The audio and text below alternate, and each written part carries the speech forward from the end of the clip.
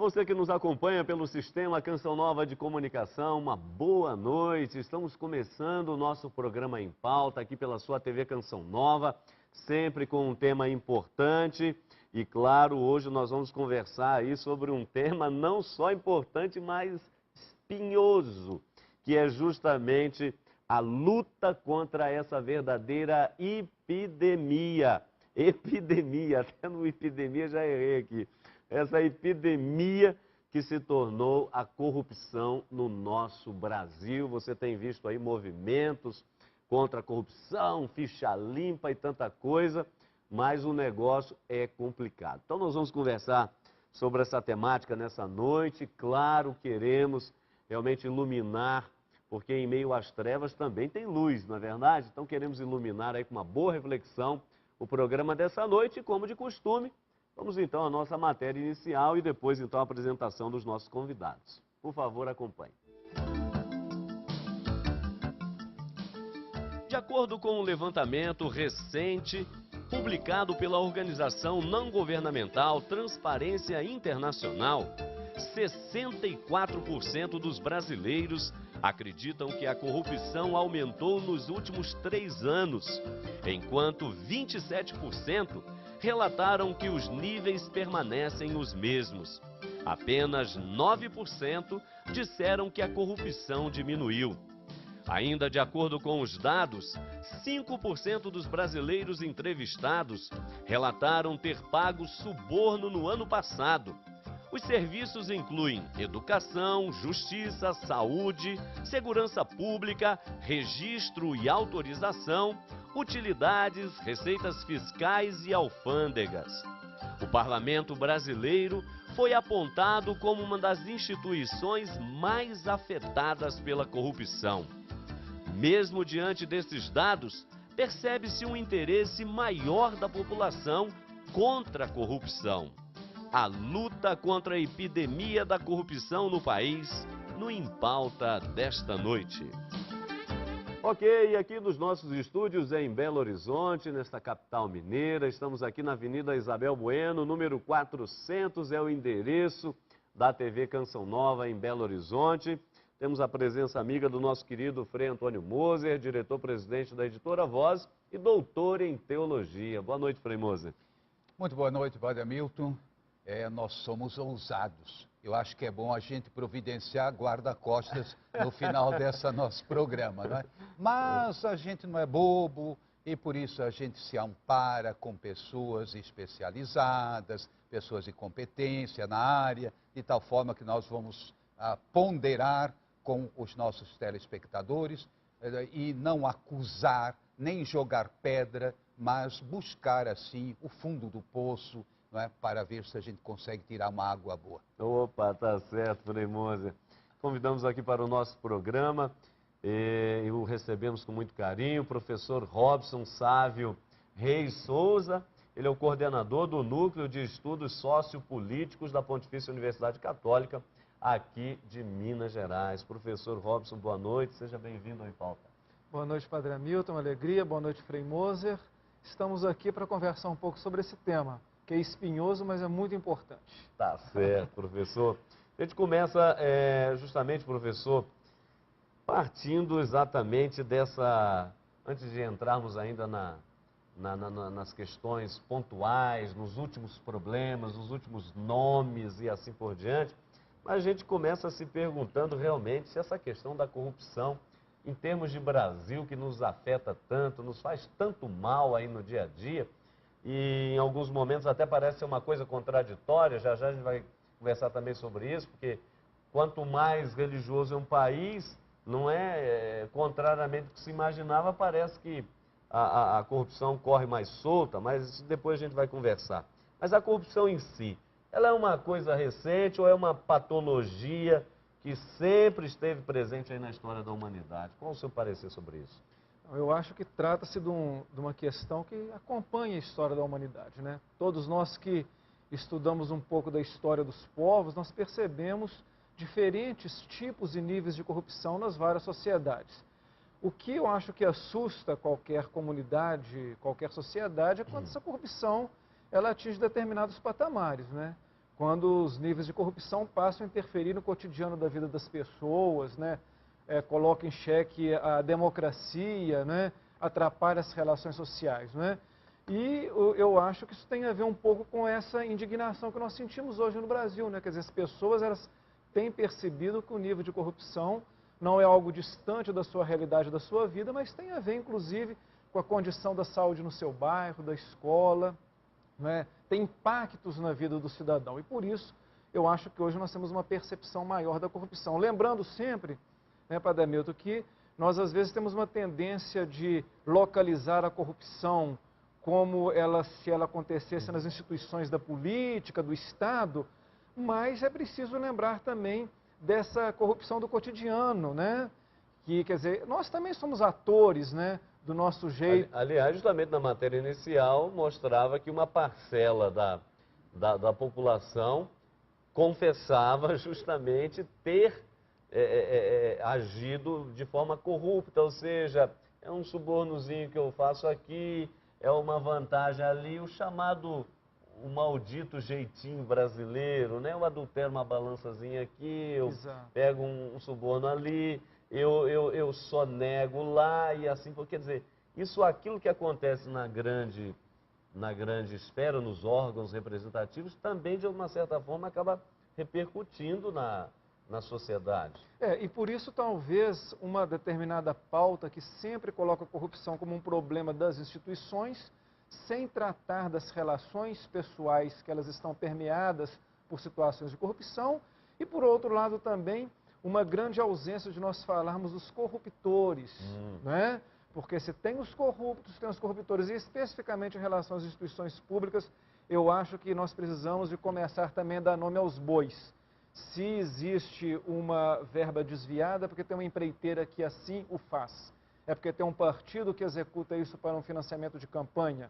É porque tem uma outra empresa que utiliza desse recurso para finalidades escusas, né? Então, pensar que corrupção é uma engenharia que envolve pessoas individualmente, instituições, uma cultura que de alguma forma naturaliza essas práticas e as percepções das pessoas que relativizam muito todo esse fenômeno, né? E, Frei Mozinho, então, esse fator cultural, ele é fato, é óbvio, mas será que é só um fator cultural ou é antropológico mesmo? E eu aproveito para dar um exemplo. Certa vez, professor, eu estive lá em Brasília, e lá a gente tem um chamado tour cívico, né? Andando pelos prédios ali, públicos, Congresso, Senado e assim por diante. E aí um senhor que nos conduzia, já de uma certa idade, ele, ao final daquela nossa peregrinação ali dentro, ele disse o seguinte: olha, vocês perguntaram, né, essa casa, por exemplo, Congresso Nacional,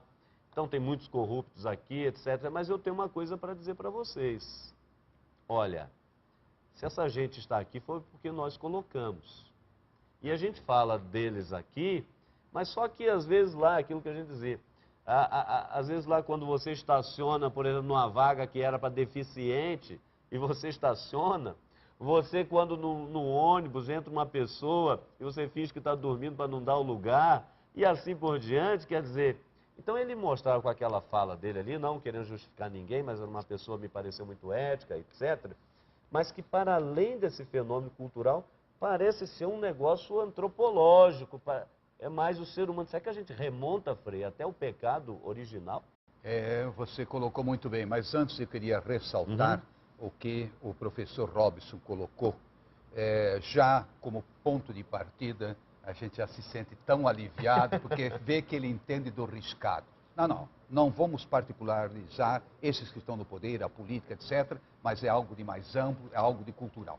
No caso do Brasil, eu diria pior ainda, porque quem, por assim dizer, fundou o Brasil, não. Quem veio tomar posse do Brasil já veio com segundas intenções, era pegar riqueza, e aí todas as negociações que a gente já conhece ao longo da nossa história. Foi uma história de corrupção. Agora com uma diferença em relação aos outros países. Por exemplo, na Alemanha teve Helmut, eu acho que era o nome dele, que conduziu a unificação das duas Alemanhas, não é? Ele foi acusado e foi condenado por corrupção. Lá nos Estados Unidos também, não. Só que lá se pune. E aqui eu diria, o pessoal até diz, olha, ele é esperto. Se dá bem, está ótimo. Primeira observação. Segundo, é algo de tão profundo dentro do ser humano, querer ter mais, querer levantar vantagem. Não só o brasileiro, não. Todos nós temos assim, no fundo, é o pecado original, no sentido mais concreto, de querer mais do que comer com os olhos, querer mais do que o seu estômago comporta, ou seja, do que você necessita. Então, entra atrás a questão da busca, do luxo, da ostentação. Os 7 pecados capitais, eles caem muito bem aqui também na corrupção. Uma outra observação que acho muito importante, essa tentativa de justificar. Esse que é o grande drama do momento. Não, afinal, uma vez que você tem normas e que você utiliza essas normas para punir e, sobretudo, retorno. Eu vi outro dia aí que em pouco tempo foram 80 bilhões, não é, que foram desviados. O quanto voltou? 2. Quer dizer, e o resto, onde é que está? E tem tantos mecanismos, gostei da palavra, mecanismo de corrupção, engenharia, até os nossos cérebros pardais, não sei se aqui em Belo Horizonte existem, escondidos. Não. Se existe é para mostrar que tem que reduzir a velocidade. Mas você não sabe quem é que tem, digamos, vai captar esse recurso, o que é que faz. Até os pedágios. Até hoje eu não sei quem é que recolhe esse dinheiro e vai para onde. Né? Ao menos, né, nas rodovias que eu conheço, você não vê melhora nenhuma, nem pintura no chão não se faz. Em outras palavras, é todo um ar que nós estamos respirando. E por isso gostei muito, todo mundo tem que bater no peito. Temos que recomeçar e repensar a nossa história, a nossa cultura, para então poder realmente construir algo de novo. É porque, professor, nós estamos vivendo, parece que um momento, e já eu tenho aqui, inclusive, uma nota da CNBB, Conferência Nacional dos Bispos do Brasil, uma nota recente, pedindo justamente a chamada, tão sonhada reforma política, inclusive a presidente Dilma se comprometeu durante a sua campanha, queria fazer, e só que a coisa foi protelando e tem sido protelada e não se fez ainda. Já a gente vai ler essa reforma, porque a igreja, enquanto organismo, junto com outros organismos da sociedade, estão verificando que a coisa está chegando num nível tal que está muito difícil. Então, por exemplo, concretamente falando, o senhor imagina, há poucas semanas atrás tivemos o escândalo do Ministério dos Transportes, veja bem, não é o sexto ministro do governo Dilma, que só tem 1 ano de governo, nem 1 ano de governo, já é o 6º ministério que cai, não é, fazendo justiça aqui, 5 por corrupção, não é, 1 pelo menos saiu por divergência, que foi no caso o Ministério da Defesa, no caso o ministro Nelson Jobim, mas nós tivemos aí o caso Palocci, Casa Civil, Alfredo Nascimento, Ministério do Transporte, imagina, 680 milhões de reais aproximadamente foram desviados. Ah, tá bom, tira a pessoa, põe em outro lugar, mas cadê esse dinheiro que não volta? O que fez esse negócio? Então, imagina, Palocci, Casa Civil, Alfredo Nascimento, Ministério do Transporte, Nelson Jobim saiu por divergência, mas Agnello Rossi, Ministério da Agricultura, Pedro Novaes, Ministério do Turismo, Orlando Silva, recente, depois de 11 dias que a revista tal, não é, fez a denúncia, 11 dias o ministro não aguentou e caiu, já temos aí um novo ministro. Quer dizer, 6 ministros em 1 ano de governo, nem 1 ano de governo ainda, da presidente Dilma. Se a gente olha para a educação, não é esse bendito desse Enem, não é esse Enem que não, parece que não está nem aí, todo ano a mesma novidade. É um desvio daqui, vendeu o gabarito, mudou o negócio. Esse ano tivemos problemas de novo, não é, com a questão justamente ali dos gabaritos. E esse caso ilustra, né? Não foi um administrador público que cometeu o ato, foram professores de uma escola. Você está entendendo? Então, professor, nós estamos num nível, por isso o nosso programa, talvez até você esteja em casa até estranhando, falando, Padre Hamilton Frei Moser, epidemia, mas parece que nós chegamos num nível assim. Mas o senhor sabe, Padre Hamilton e Frei Moser, que quando eu recebi o título desse programa Epidemia, num primeiro momento me incomodou. E eu acho ótimo quando as coisas nos incomodam.